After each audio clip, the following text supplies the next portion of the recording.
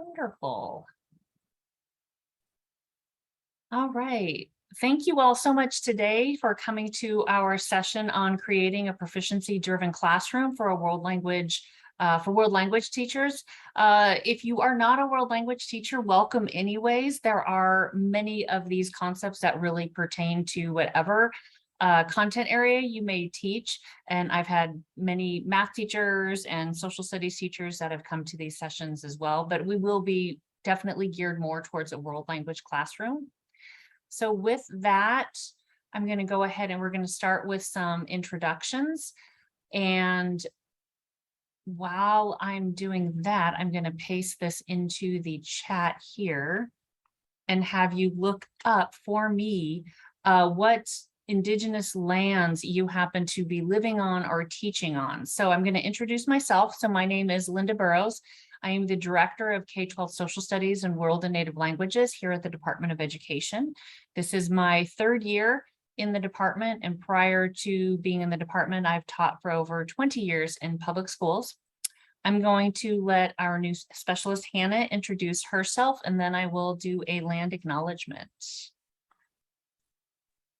Hello, everyone. I am Hannah Rude. I am the new K-12 Social Studies and World and Native Languages Specialist. I'm really excited to be here. And you might receive emails from me about opportunities and programs and lessons that we find and want to give to you guys. So if you have any questions, feel free to email me as well. Wonderful. Thank you so much, Hannah.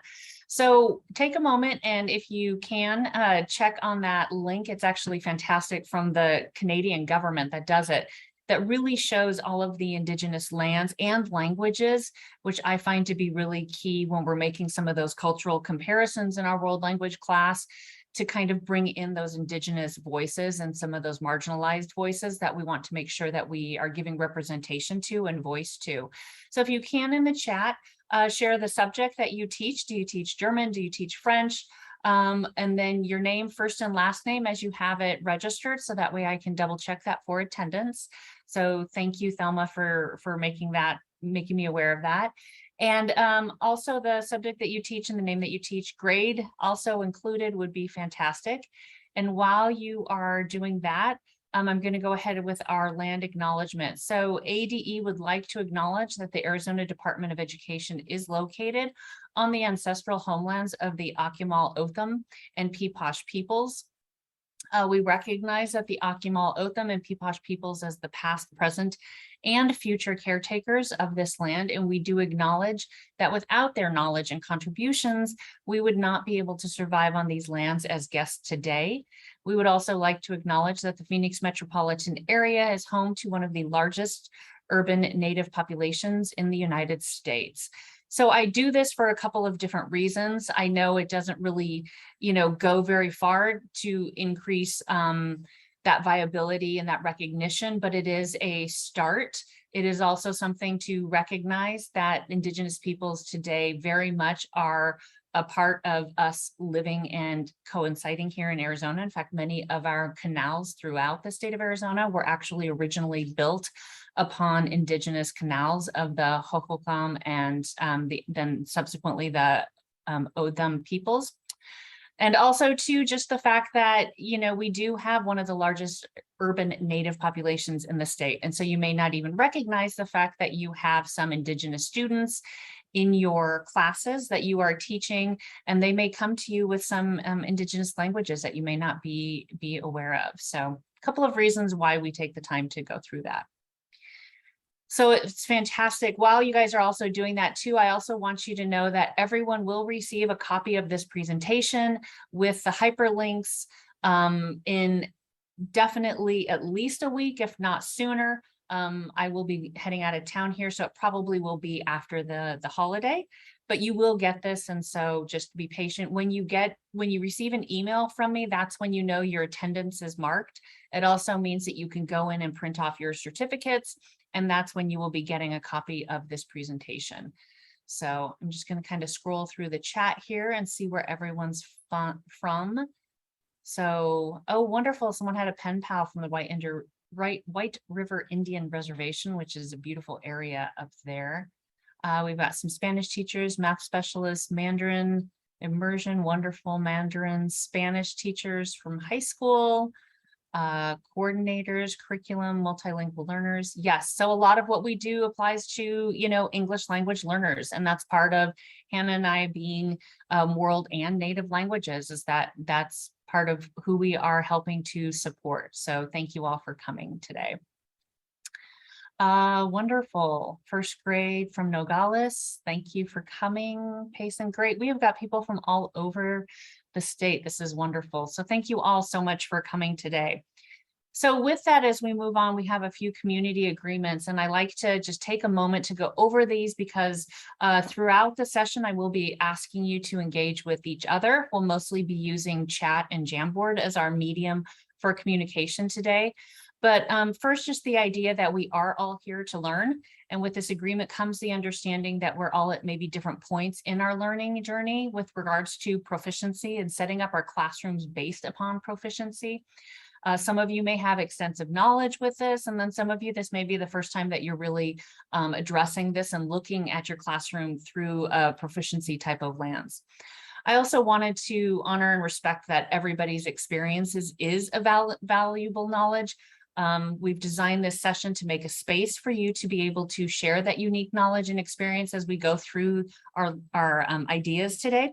So please feel free to share that with us, and we will be building upon that as we go through. Not any one person knows everything, and so we do welcome all sorts of comments and questions, and as we go into today's session. And then also, please take care of yourself. This is a virtual space.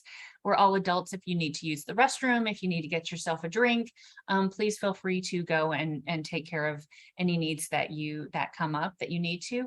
And then the last one I like to address is expecting and accepting non-closure. This is only an hour session, so it's just a little slice, a little taste of what proficiency is.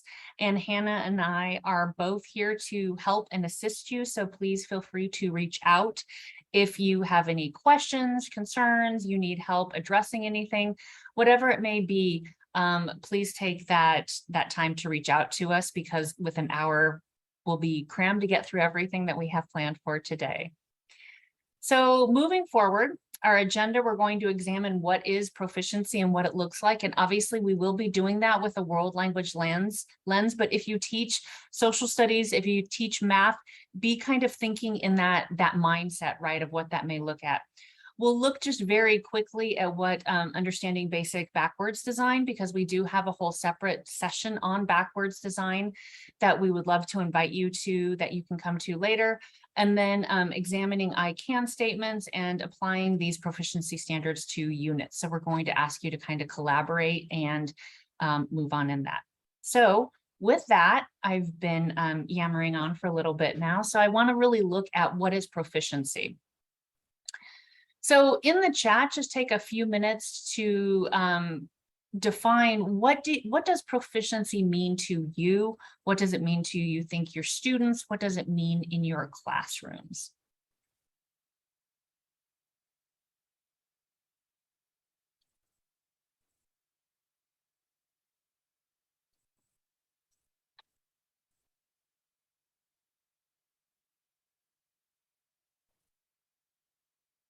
Oh, I like that. Understanding the concepts.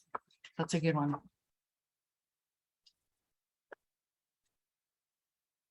Being able to demonstrate and apply skills, also fantastic. Communicating using language skills, time-wise learning during the time that's given. Wonderful.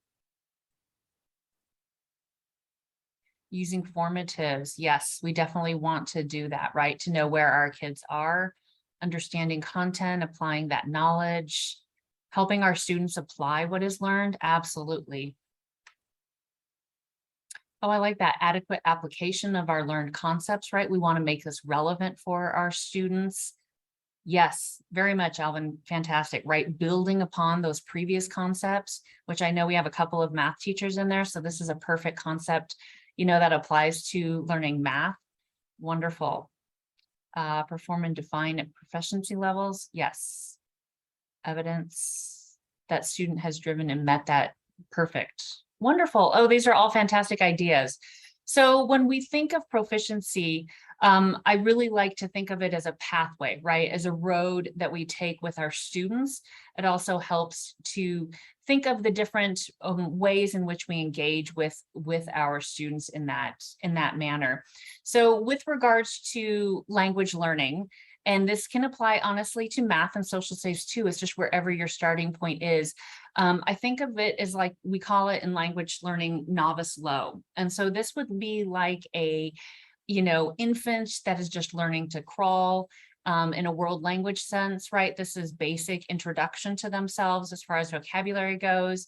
Novice low learners have very high frequency memorized phrases and really stick to kind of those common vocabulary.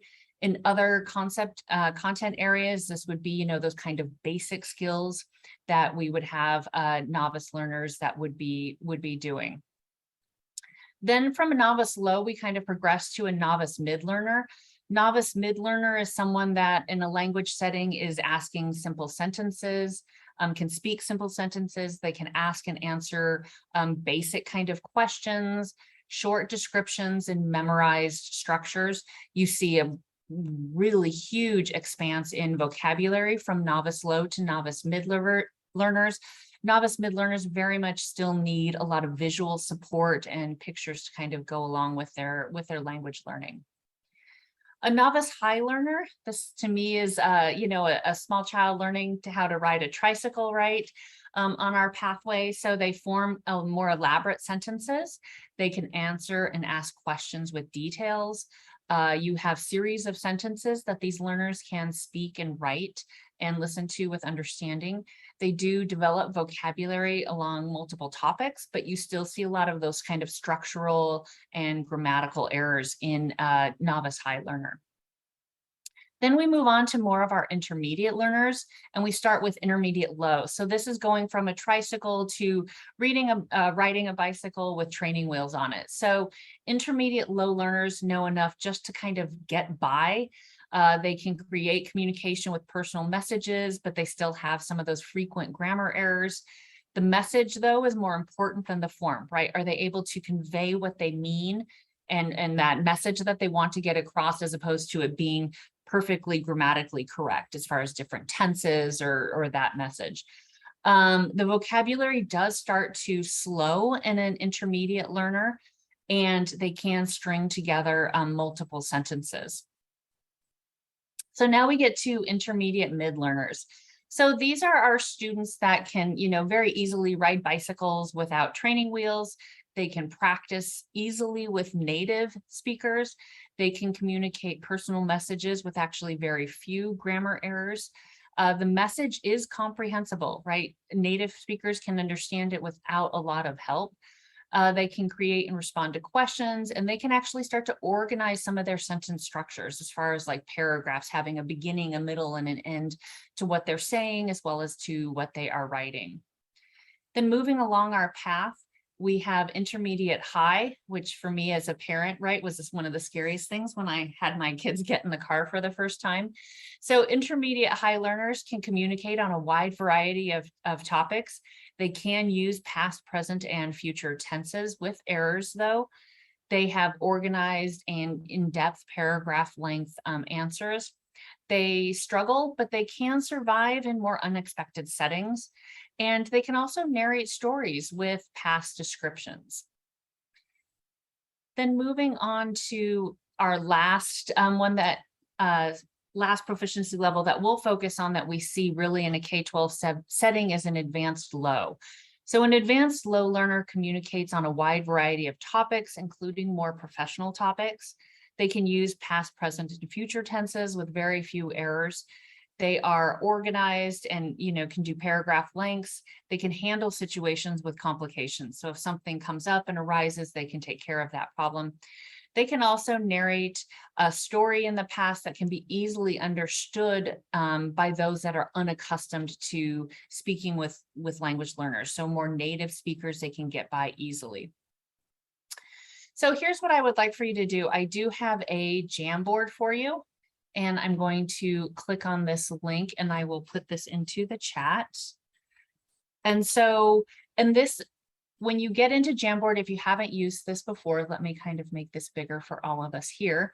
As you get into that chat, over on the left-hand side here, you'll see this is kind of our toolbar. What I'd like for you to do is just think of what might be some goals of novice learners. So we know novice learners are going to be those students that are newly introduced to our content area, whether that be language learning or whatever it may be. So what is it about those novice learners? What kind of goals would we want to have? So you can come out here and you click the fourth one down as a sticky note, and you can say they can learn to speak in simple sentences. And you can just click save, and you can change the color of your sticky note if you want. But what I'd like for you to just take a moment and think of what are some goals that you would like novice learners to have in your classroom.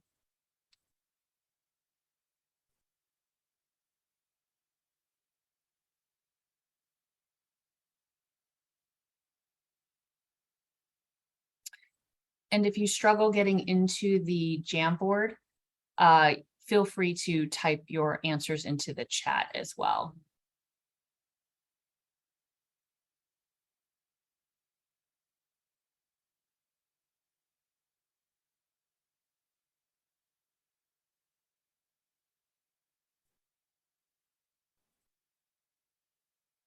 Oh, I like that one, name and label everyday ideas. Fantastic. Achieve goals that they can reach weekly. I like that idea a lot. Communicate their needs. Fantastic. Maintain a simple conversation. Ask and answer questions using the target language. Be able to express their thoughts and ideas. Wonderful.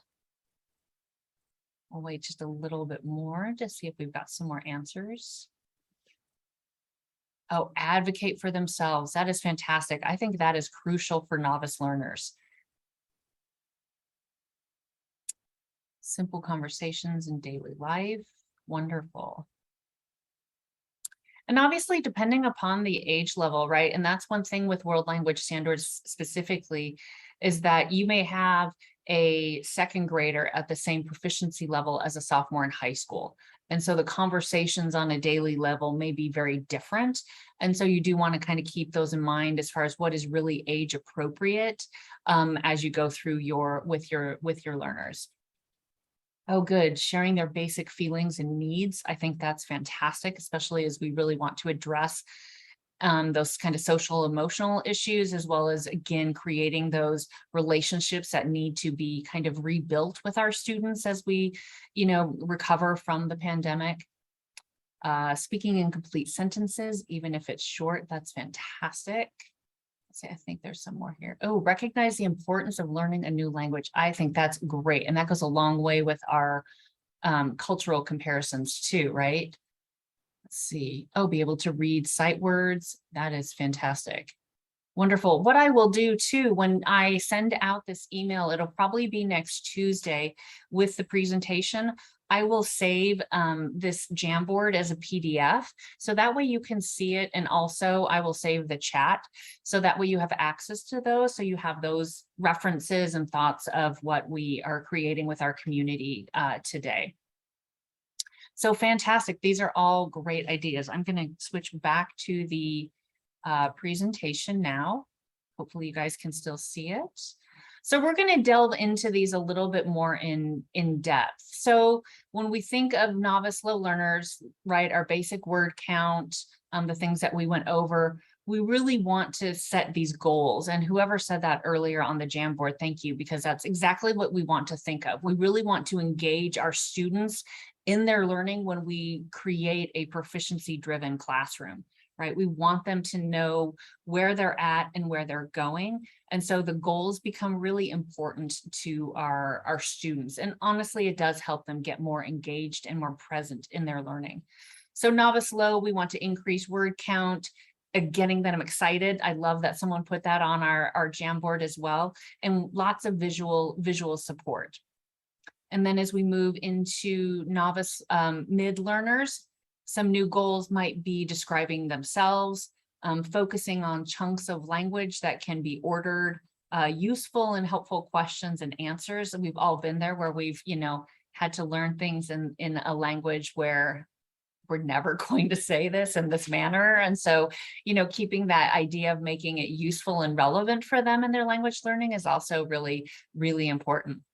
Novice high learners, some goals might be describing people, places, and things, improving their conversational skills, elaborating and organizing narratives.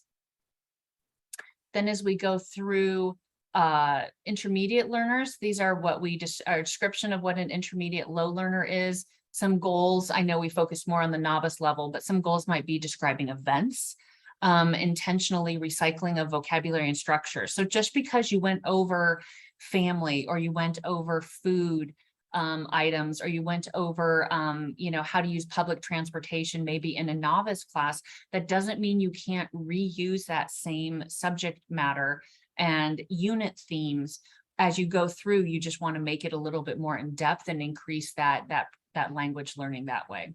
Agreeing and disagreeing is also, I think, a great thing to start to introduce with intermediate learners.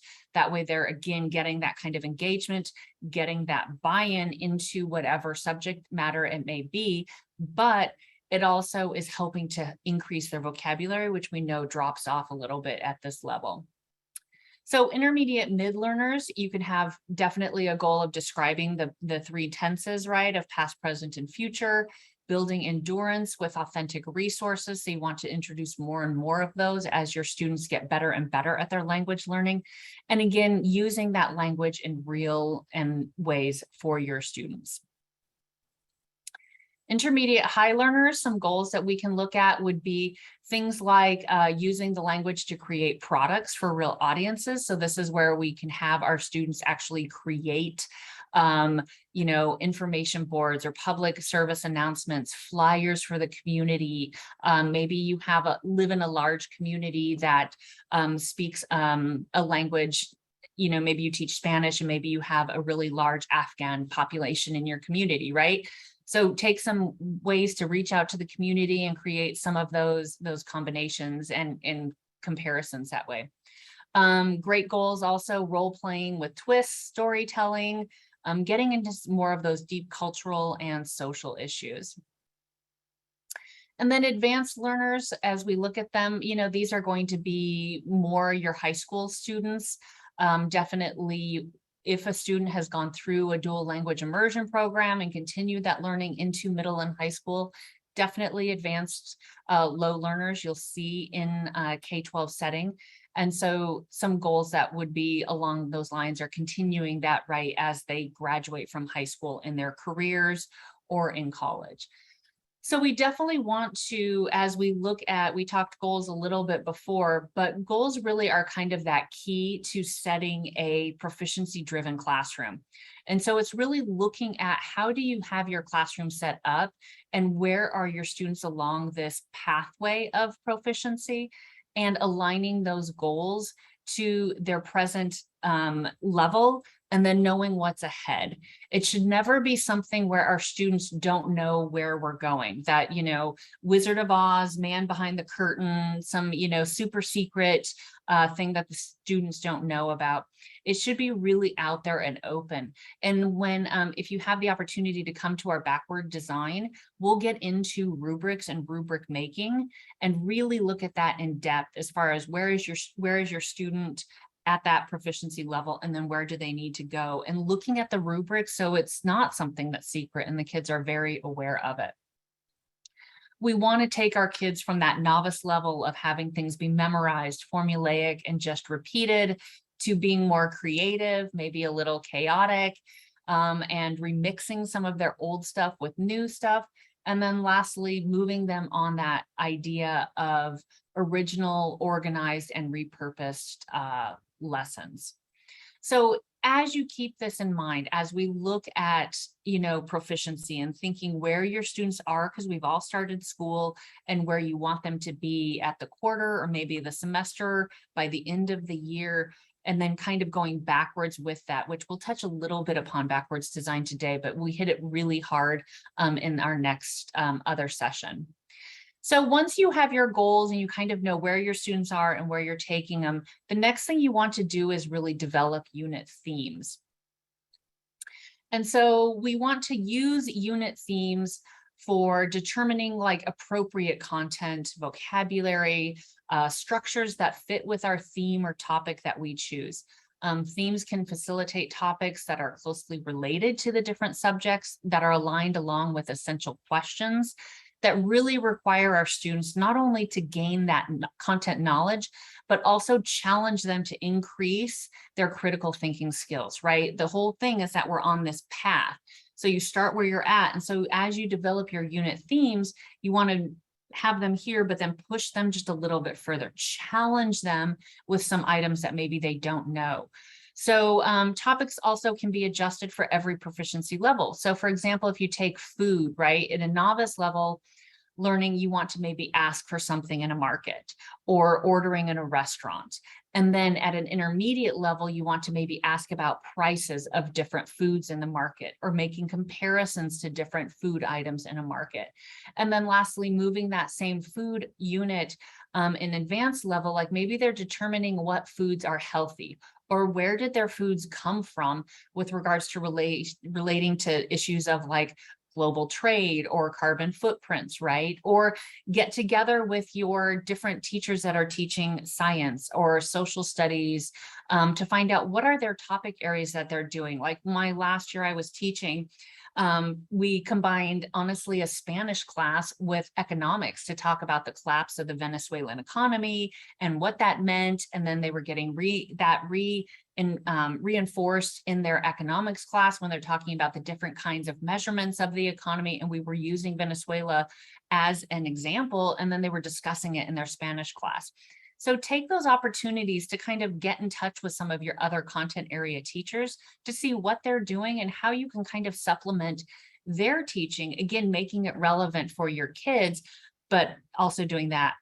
As we develop our unit themes, I also want to bring in the idea that you need to be including cultural components, right? Our standards really are kind of two-pronged. It's communication and culture, and they should be seamlessly interwoven and meshed together. So you shouldn't be having like a Culture Friday where we're going to be, looking at some videos or music kind of thing. It should be throughout the unit. So you want to maybe bring in foods that are, street foods from the target language country, right? Or maybe you want to bring in like markets or a restaurant that you can find online, an authentic menu from that resource from that target country.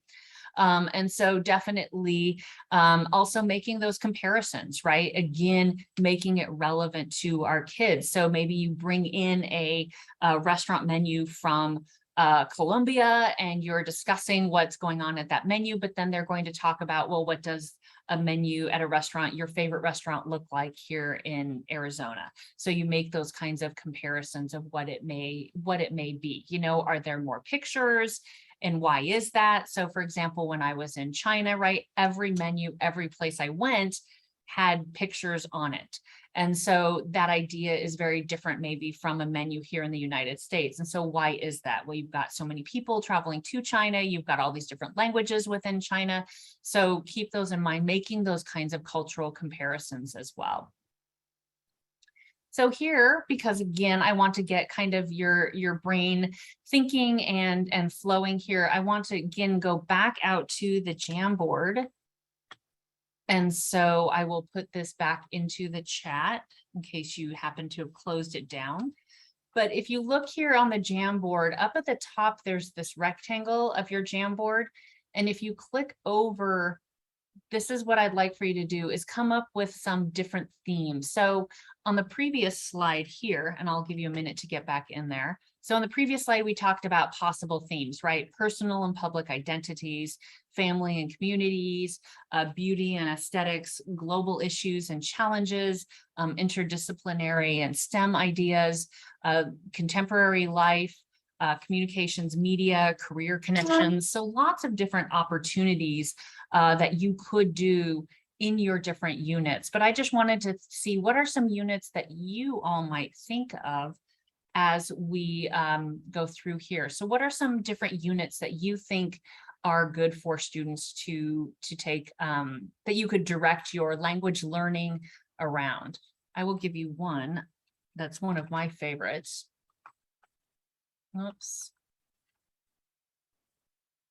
And I would honestly use this throughout the year, is looking at the UN development or sustainability goals, because this is a great way that one, you can bring in that culture, compare all different kinds of ideas about how different target language countries look at different issues. You can bring in all sorts of math and science and social studies into that as well. So you're going to be the best friend of all your content teachers that teach around you, right? If you're teaching in a dual language program, this is a great way because we know our kids are really concerned with the environment that they are inheriting. And so this is a great way to kind of bring some of those ideas in, get them engaged in it, and talk about the target country in there. Oh, leisure and sports, that's a good one. Fantastic. I'm going to put that down here. Oh, I think mine disappeared. I'm going to put it back up there here. Oops, UN. Sustainability. I don't think I have this development goals.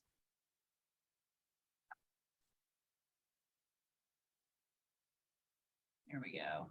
Oh, global challenges. Oh, holidays. That's a fantastic one. Population and logistic curves. Great. I'm going to just keep these all over here for our themes. Oh, wonderful. El Mundo, right? We want to look at all of those countries with their customs and ceremonies. Arts and crafts, thank you. That's a great one to put in there as well.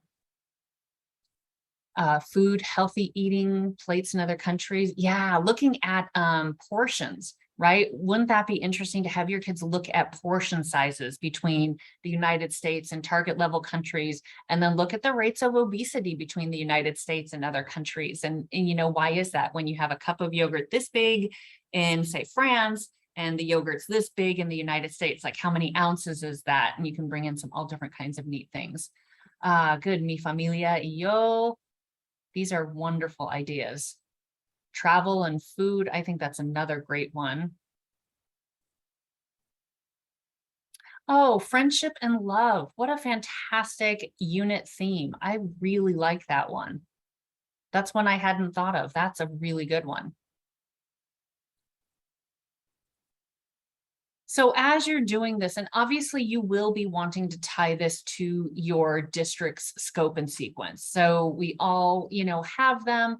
So whatever scope and sequence that you have, make sure that that is tied to, kind of those proficiency levels as well. And this is where you can bring that into it. All right, I'm going to go ahead and we're going to talk about essential questions. So we're going to go back to the PowerPoint, but we'll come back to this exact same page, because I want to talk about essential questions. And when we make questions that kind of prompt our students' learning, what does that look like and what are some examples? And also, given the current environment in which we all teach in and how fraught it is, what are some good ideas just to keep and make sure that you are safe and protected with regards to like the ideas that you're putting out there, because you just never know. So let me go ahead and go back to the PowerPoint. So when we think of developing our essential questions, and this gets into that backwards design idea, you definitely want to start backwards, right? Looking for those big ideas, those abstract concepts, which you guys have all done in those unit themes. A good suggestion is looking for issues or conflicts. Again, this is a way that you can get kids kind of, arguing different points, getting that kind of buy-in, getting them engaged. Oddly enough, something you may not think about is looking at geography themes, like themes of, water, land, migration, movement, climate change, right? All of those, the human impact on the environment, dealing with agriculture, right? Deforestation, fires, lots of ways that you can take geography themes that really apply to, that you can put world languages in, or really any content area in. And so that's a good one to do. when you are creating your essential questions, which are really that kind of guiding, overarching question for your theme, you want to make sure that these questions are broad. They shouldn't have any right answer. So that again gives our students that agency, right? They can then come up with different questions and know which way to go, and that gives them that buy-in with that. And we definitely want to develop and ask questions that elicit a response rather than an answer, if that makes sense. So we don't want kids just to regurgitate stuff, right? That's how we all kind of learned languages, and that's not really the way we know students retain that information further, right? We want to engage them in inquiry, and we want to ask questions that elicit responses rather than answers. So with that, we'll go to the Jamboard in just a second, but I wanted to kind of show you here, this is a matrix from the Right Question Institute, and they have a formulation called QFT, or the question formulation technique. It can apply to world languages. I've used it in social studies. I've seen it used in science. I've seen it used in many different subject areas, ELA. And it really comes down to questions and this idea that you give kids a focus, which is your unit theme, right? And then the kids take whatever that is, whether that's a problem, whether it's a quote, whether it's a video, whether it's a picture, and then they develop the questions from that. And it's a really great technique to use, again, putting that onus on our students and not necessarily being so teacher driven with questions. I know when I started using inquiry, I really was putting, more my questions out there. This changes it to the kids. So I found this from this actual matrix came from Inquire Ed, and it really does address some of the controversy that you see politically today, as well as it offers you a way to include questions into your classroom, but not invite criticisms by thinking of, thinking of these 4 types of questions. So the matrix kind of starts off with the work of Diana Hess and Paula McAvoy in their book, The Political Classroom. And in this book, Hess and McAvoy break down the nature of controversial questions, distinguishing them between issues that are settled and issues that are open. And so settled issues are basically those that are generally agreed upon, like, is the Earth's climate changing? Yes, right? Did the Holocaust occur? Yes. Those are all settled questions. They're not open for a debate. Open questions are ones that are still the subject of current debate. So the types of questions that they identified are empirical questions. So one of them being empirical, being those that are researchable, evidence-based. They have facts-based responses. If we take the question, is climate change occurring? Is it settled or open? And think, are there 2 or more ways to answer it? If there's not 2 ways to answer it, then it's a settled question. So is climate change occurring? You really can't find more than just 2 ways to answer. It's either yes or no, and it's pretty much settled that climate change is happening, right? So you don't want to ask a question like that. So a solution would be maybe to ask, what is the impact of climate change? Or what are solutions to climate change? Or what is the primary cause of climate change? So these are all questions that can have multiple different answers. It's open to debate. And so those would be a great question to include in your unit. They are forward looking, right? They're not assigning blame. They're not looking backward. And it's all about what should we do going forward. Policy questions also are those that address open-ended questions in that same way, right? They're forward-looking. What should we do about something? Like, what should we do about the severe drought in Arizona? Where else do we see severe drought, right? China's got some really severe drought right now if you're teaching Mandarin. So you can talk about the drought in China and what that does to agriculture, compare that to the drought in the United States and what that does to agriculture here. So asking what we should do about climate change would be a great policy question. Then going a little bit further, there's a couple of other questions that I wanted to address. Again, keeping in mind this idea of settled versus we want to avoid settled questions, and open-ended questions, we definitely want to use those in our classrooms. And so Simon Ventling and Sievert went further and kind of took what Hess and McAvoy did and took it a little bit further. And they described two more kinds of questions. So the moral and ethical questions. So when you're crafting these kind of compelling and essential questions for your units, you want to aim for questions that are directed, again, for those open-ended questions, open to debate, and include controversial issues, but you're doing it in a safe way or in a safe manner.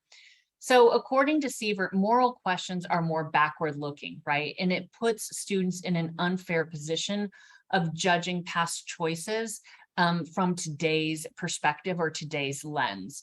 For example, right, teaching Spanish, right, and you're talking about the Hispanic world, was Columbus a hero or a villain? I personally have done that in the past. One, I never would today, right? It just invites too many problems, and it's putting the kids in the position of having to make a choice.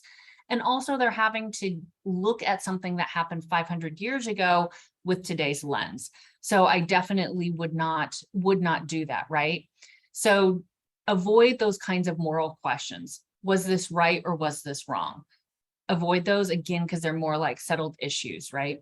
You want to ask ethical questions, like what can we learn from Columbus's voyages? What are some of the impacts? What's the lasting impact to indigenous peoples from Columbus coming to the Americas, or that European contact? What's the cultural impact of Columbus coming as we combine indigenous cultures with Hispanic culture from Spain? What does that look like? And how is it different across the Hispanic world, right? Because then you've got kind of that Afro-Latinx, Caribbean culture. You've got Brazil and Portugal with that kind of culture. And then you've got, Mesoamerica and a lot of the indigenous peoples there. So asking those kinds of questions where you're getting into the idea of what we can learn from this past thing that happened is really a way that you're looking at open-ended questions. And you're also getting into that idea where you are not assigning blame. You're not putting in kids in a position where they're feeling guilty or bad about something, but you are getting into some of that debate, right? About, well, what were the impacts and how can we take this and go forward? So with that, now that we've kind of looked at questions, I want to go back to our Jamboard and have you just see about developing what are some essential questions that you think, knowing now, develop that kind of backwards design where we want our kids to be in their language learning or, any topic, right?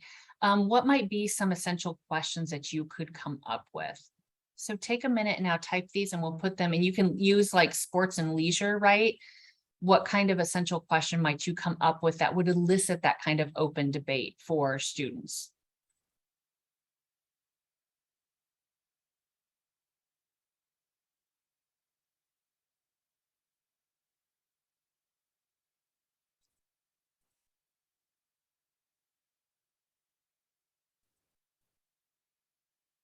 So if you teach high school, for example, and sports and leisure, a big topic like controversial now is what might be the impact of name, image, and likeness for college athletes, right?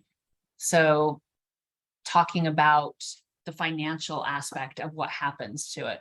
Oh, I like that. What happens when two cultures meet? That's a fantastic one. Or I can go ahead and put this link into the chat again. Make sure I'm doing it for everyone. Oh, I like the, how do you define family? Love that. How important is the cultural aspect of language? Ooh, fantastic. What's the differences and similarities in holidays? Wonderful. I'm gonna move these over here.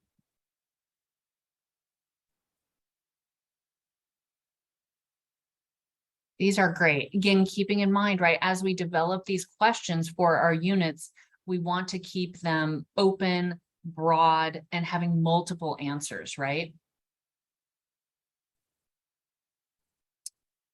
Oh, what might be the variations in healthy eating plates and obesity rates and other rates? Oh, that is great. definitely you guys are getting the idea, right? What is something you want to do with your friends? I think that's a good question. I think it's maybe a little bit more granular. I would maybe make it a little bit more broad, maybe put in some cultural comparisons, like what do how are teenagers similar or different to, in Cartagena than in Phoenix, right? So those are ideas. How's the difference? Let's see, what's this here? Oh, let me put that here. How can learning another language help develop international mindset? Oh, fantastic. And think like economics, right? What are some of the economic impacts of, sustainability if you use my idea of using the same sustainability goals, right? So what are the economic impacts of solar or removing fossil fuels, right? Or you have countries like in the Hispanic world, like Venezuela, right? Where fossil fuels are a huge part of their economy and their economy is so in trouble now. So what would be the best way to wean Venezuela off, oil and gas kind of thing? Oh, how do governments influence the cultures? That's fantastic. Ooh, what do birthdays look like around the world? That's great.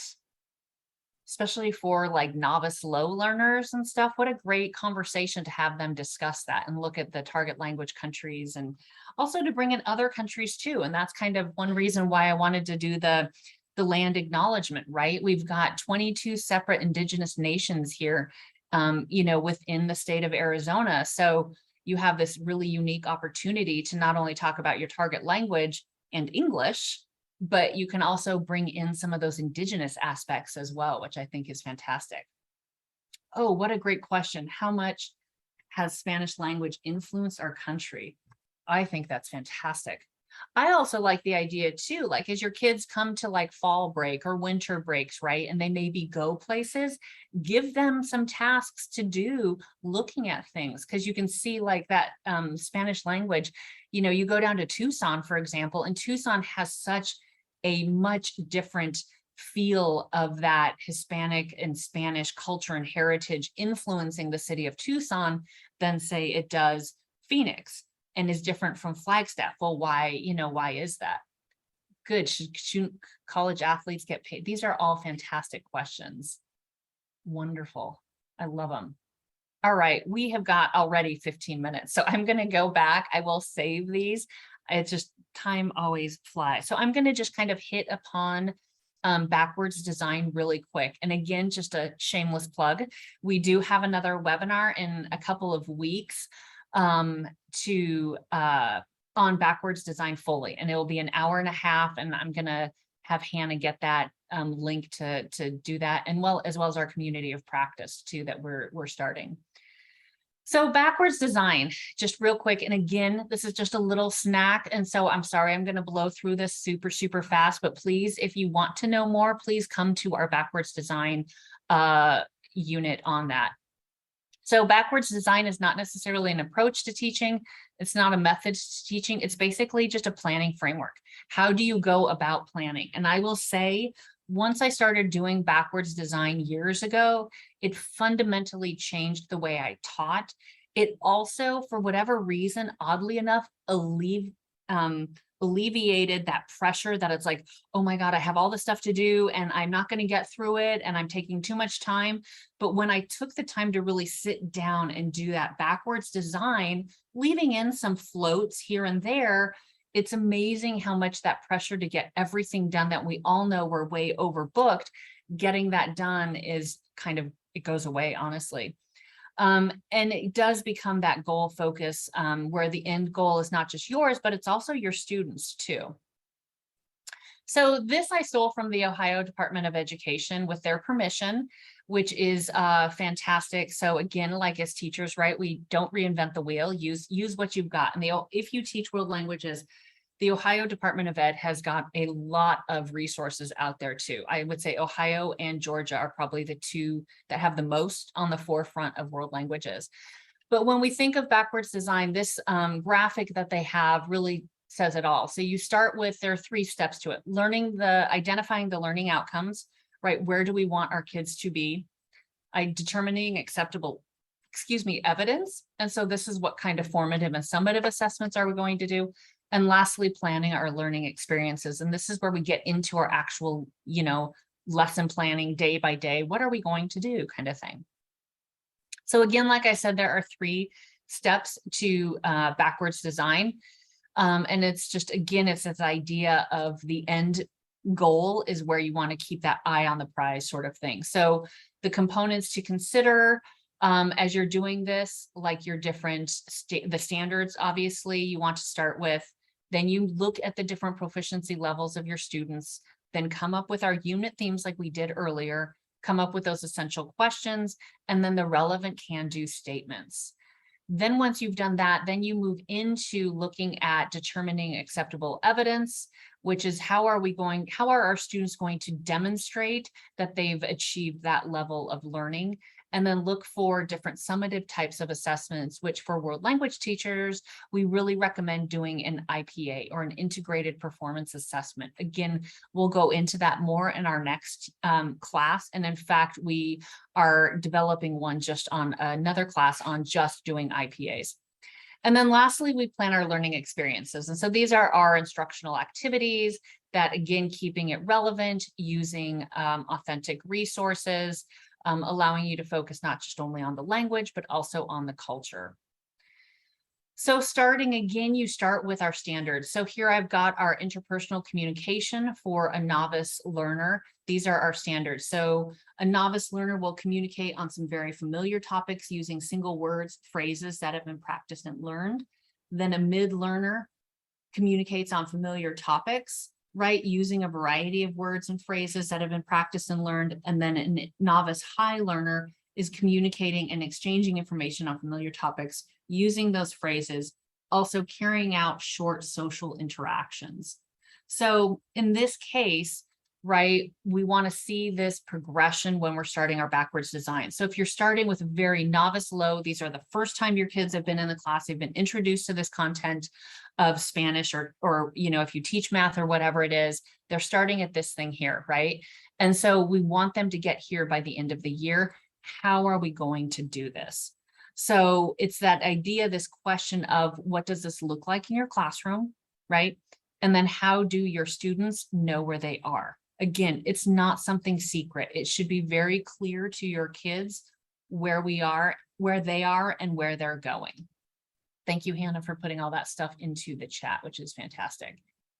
And then, so next we look at the can-do statements. And so these are something that are not necessarily a part of our standards, but we do recommend using them. And I will say, honestly, at first I was really hesitant about can-do statements. I thought they sounded a little too generic, a little too teaching high school. I felt that they were a little juvenile, but I will say I'm totally sold on them now. And the idea is that you take these can-do statements for whatever it can be, whether you're, and it doesn't matter if you're not teaching world languages, right? You take these can-do statements and you look at, okay, where are my kids at novice level? Where are they at intermediate level? And then I can identify whatever that topic is. And so you adjust your can-do statements to really match what they're doing. So if you're learning about sports and leisure, right? So you can identify what an NIL is. I can identify how athletes get paid. I can identify what things are. And it's not necessarily that the kids are saying I can. It's the idea that they know they can meet that objective.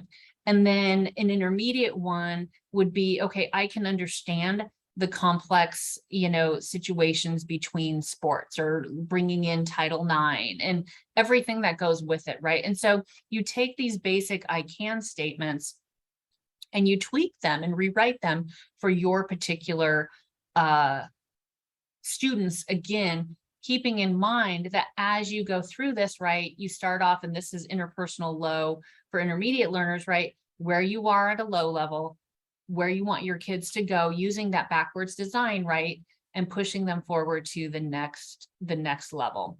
And again, what does this look like? And this is the key, is how do your students know where they are? That's really the key to a proficiency driven classroom, is the kids need to know where they're at and need to know where they're going. And that's where using rubrics and backwards design and letting the kids know that makes it a part of that and gets their buy-in for them. So once you determine where you're going, we really need to look at our assessments, right? How are our kids going to show and demonstrate that they've understood this, that they've achieved that learning outcome for that particular unit? So this is all through a series of formative and summative kinds of assessments, formatives using them, multiple times throughout the classroom, maybe even throughout the day. And then really we like to recommend using an IPA, so an integrated performance assessment. So this is where you're hitting, for world language teachers, multiple modes of communication. You're talking about it's done over multiple days. It's not that you do an IPA at the end of necessarily, every task kind of thing. It would be over big units to really demonstrate the multiple ways that the students have learned this. So in a non-world language classroom, an integrated performance assessment would be more something along the lines of, say, like a portfolio, maybe a capstone. You could have them do different projects where maybe they're writing and speaking and doing multiple things, right, to demonstrate all the things that they've learned in that particular unit. And so definitely this is where that use of rubrics comes into play. Keeping in mind for world language teachers, right, we always want to make sure that when we're doing IPAs that we're using those authentic cultural resources and that those performance tasks go across our three modes of communication, right? We want to get interpretive, we want to get interpersonal, and we want to make sure we're getting presentational modes. So we do all the modes of communication. We bring in the cultural with authentic resources, and that's what we make up with the IPA when we're testing over that kind of a unit. So then after that, now you get into the actual lesson planning. And this is very different from, traditional lesson planning. And so these are just some of my favorite ones here. Harvard Project Zero, I stinking love. This is my new favorite best site. It works with any content area. I don't care if you teach math, if you teach science, if you teach second grade Mandarin, if you teach high school French. This is my new favorite thing. And it's great because you could get lost down a rabbit hole here. So I'm going to give it to you now. But it's got all these different core thinking routines of how you can do different things, what you can do. You click on it here and it gives you a little bit of an example, as well as it's got some visual thinking. And if you teach Spanish, it's got some stuff in Spanish here for you too, but it actually has the descriptions in Spanish. So that is my new favorite thing. So this is your actual lesson planning, jigsaws, conversation circles where you're getting kids to describe, think, pair, share. Picture prompts are fantastic. Take a minute and look at that Harvard Project Zero. It will give you so much fun things to think about where, you have that lesson that maybe you're a little stuck in a rut for, and that's all there. And then last, I wanted to show you our world language website here because we have been really trying to beef this up for teachers. So we do have some dual language immersion stuff here for those of you that are teaching dual language. We also have our fantastic archive newsletters where you can come out here and it's filled with all sorts of world language resources. We link to the Seal of Biliteracy page. Here's all stuff to help with the standards. But two things, I wanted to show you our classroom resources here. So here we've got general world language resources, but we've also started to try to come up with new resources for lessons for teaching all our different languages. This is obviously not an end all be all, but critical native languages, different assessment resources. So here's what Hannah put in the Carla, developing IPAs in different world languages. So this is fantastic here. And then we also we have PD videos as well. So you can come and watch some recorded webinars. This is the backwards design. This is the first one I did. I will say it's too short. So I will be, we are re-recording it and we'll be putting it back up there, and I need to add the slide deck to it too. And then the last thing, if you don't get our newsletter, we do a newsletter once a month. And so I would invite you to please sign up if you don't already. Here is the link for that. And what that does is that gets you on our newsletter list. That we do everywhere. We send that out once a month, and it's got all sorts of resources, tips, tricks, trainings, all sorts of things. So with that, we do have our other, I'm going to go back to the PowerPoint here. we are out of time. So if you can type your first and last name into the chat, this is another way that I kind of redundant check attendance for us. Also, please think about joining us. We have our backward design session, and we also are creating what we're calling a community of practice, which I'll put that in the email to you all. But we know for many of you, you are singletons alone in an island and you don't have anyone to plan with. And so Hannah and I are going to create hopefully once a month, if we can get enough people coming, where what we'll do is we'll have some interesting new things to share with you, but then we're going to let you kind of go and PLC in breakout rooms with other Spanish teachers, with other Mandarin teachers, with other French teachers. So that way you have that opportunity to collaborate and really come together as a community of language teaching practitioners. So think of signing up for that. And with that, I want to say thank you so much for coming. Again, you probably will not hear anything from me until Tuesday, but here's our information. And I'm going to go ahead and stop recording now.